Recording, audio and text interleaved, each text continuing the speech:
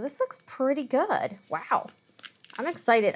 And welcome to the Sewing Report. I'm Jen. This channel is all about making sewing fun and approachable, and we are going to be experimenting with 3D puff embroidery in this video. So I have my design all loaded up. This is the Brother PE 900, and I wanted to use this machine because it has the larger hoop size, a 5x7. By the way, this is not a sponsored video. Everything in here I purchased myself. I do have some affiliate links. First thing you need to know is you need to get a design that's specifically digitized for the 3D puff. So you can't just use any old design or font. It has to be one that is specific for this technique. I got this font from Designs by JuJu, and I'll leave all of the information down below in the description box. I brought it into Embrilliance Essentials. I do have a whole video on how to do that, how to do lettering and words and all that stuff. It came with a BX font file format.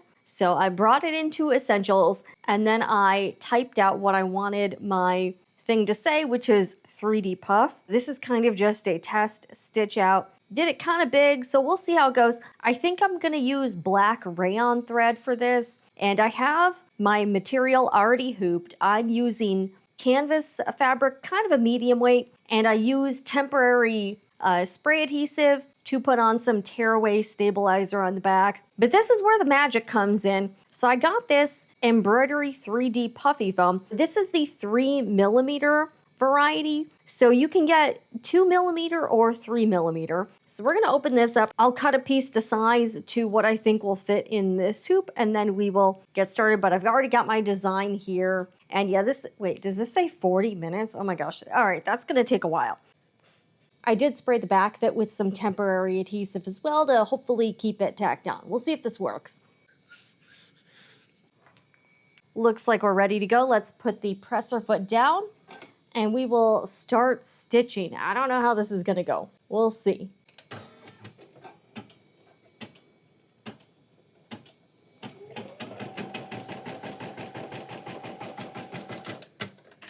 And as always, once it stitches a little bit, I always cut my thread. This machine does have the handy jump stitch trim feature, which will be good, I think, for this project.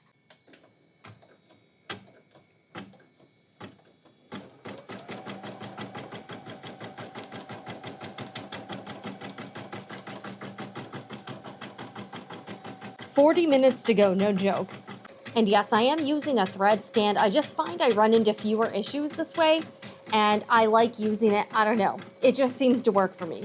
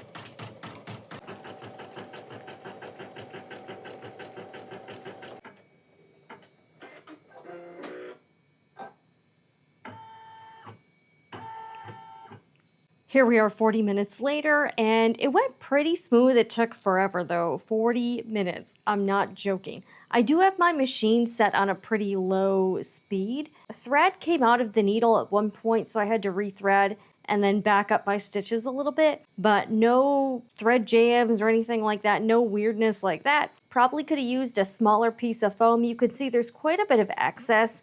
I wasn't super exact, but hey, it worked and it wasn't too small. I just could have been a little bit more precise and saved a little bit of foam. Let's get this off the machine and then we'll get it cleaned up. Apparently that's the hard part, so we're gonna find out. We're gonna take a look at the front and the back and then get this cleaned up.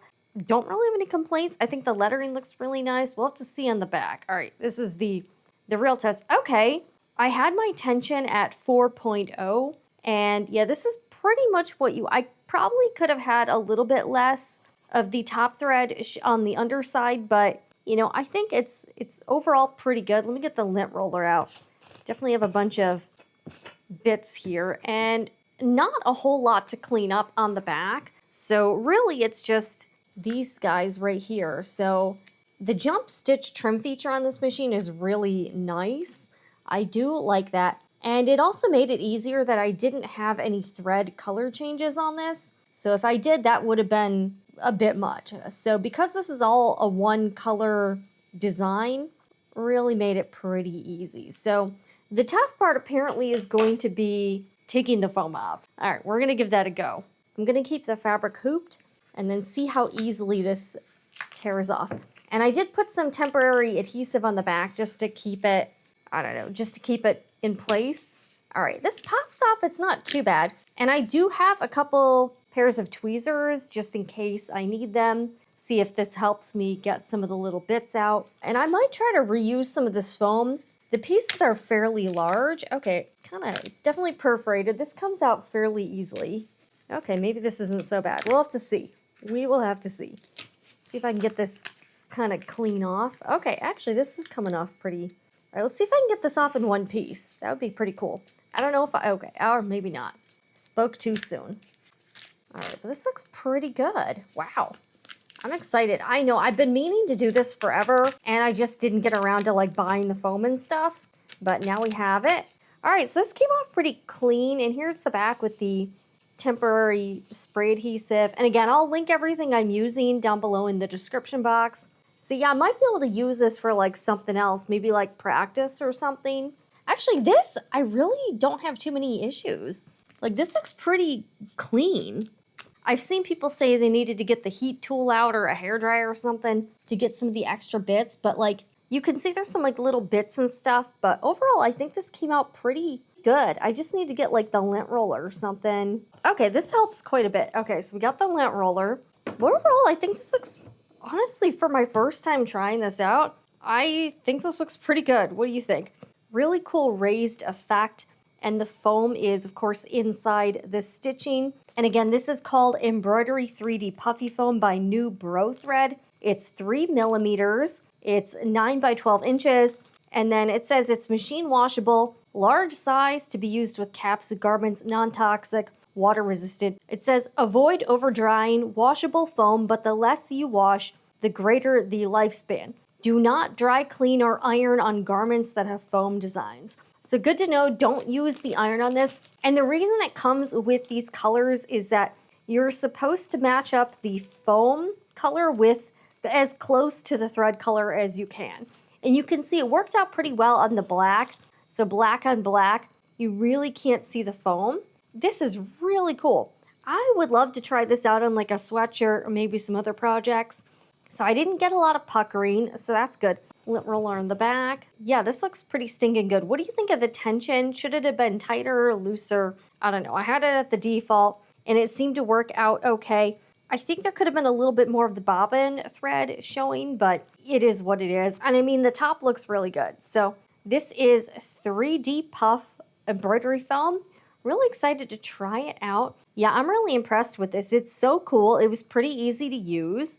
And you get this really neat raised effect. I think this would be good on kind of heavier fabrics, probably not lightweight, but things like sweatshirts or, again, canvas fabric, heavier things. If you want to embellish like a tote bag or some other projects with like a medium to a heavier weight fabric, I think this would be really neat. But what do you think? I think this turned out fantastic. And definitely check out Designs by JuJu for some 3D puff designs and fonts. Yeah, I really like the way this looks. Excited about this. I think this turned out really well. Let me show you a close-up. Yeah, look at this. How cool is this? And this is my first time trying out this product and this technique, and I could not be happier. So this is 3D puffy foam for your embroidery machine. Worth it. Definitely worth the 40 minutes. Anyways, I hope you enjoyed this video and found it helpful. Check out some of my other embroidery machine videos here on the channel, and I will catch you again in the next one. I'm Jen with the Sewing Report, and remember, whatever you're doing, make it fun.